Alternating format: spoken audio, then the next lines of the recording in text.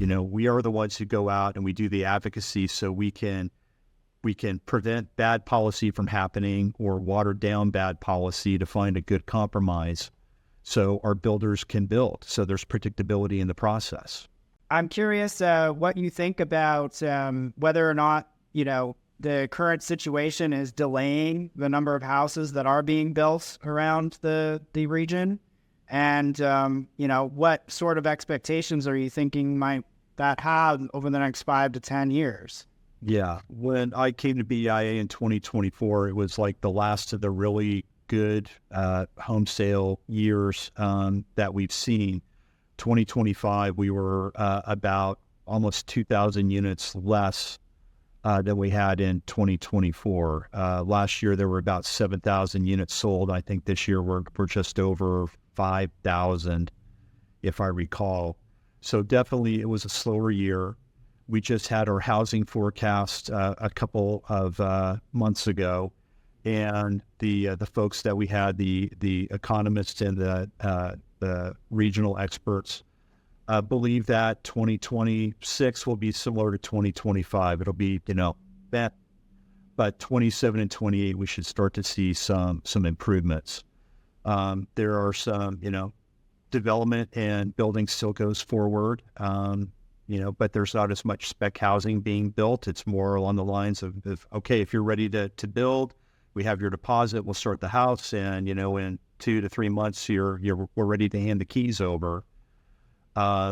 So, we're seeing builders do that. They're trying to control their costs as best as they can.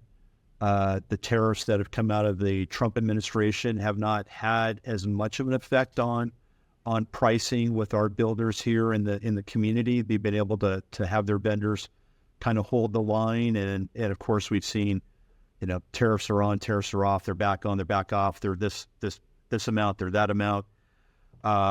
So we haven't seen too much as far as the impacts from that. One of the things that's been helpful, we've seen the cuts in the interest rate.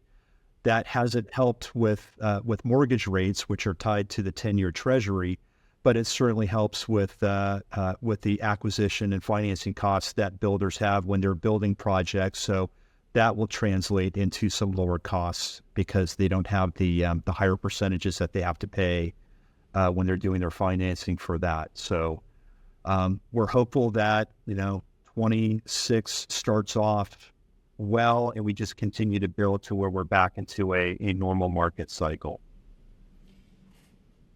Now, when you say normal, my next question was, what do you see a lot of pent-up demand for the region for housing?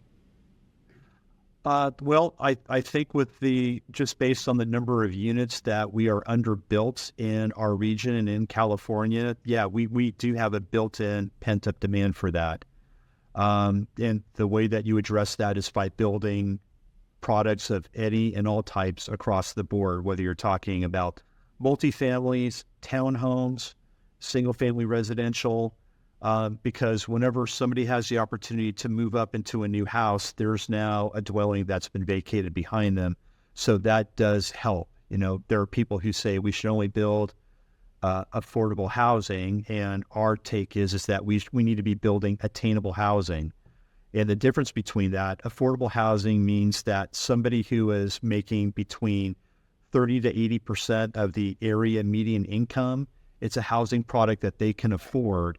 Where attainable housing means it's housing of all sizes, all types that a reasonable person can afford at whatever price point is there.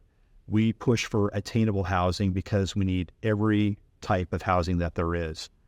There's been some conversations lately with between the local home building associations and the CBIA on what can we do to get condos back into the mix, because it's a great way for people to get that first ownership product without having to pay a higher price. But the trial lawyers, coming in after 10 years with their class action suits before the warranties expire, have pretty much made condo development in California, impossible.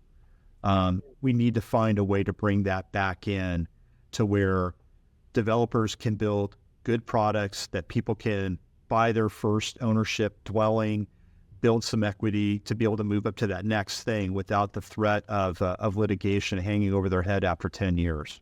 Yeah, absolutely. That's huge.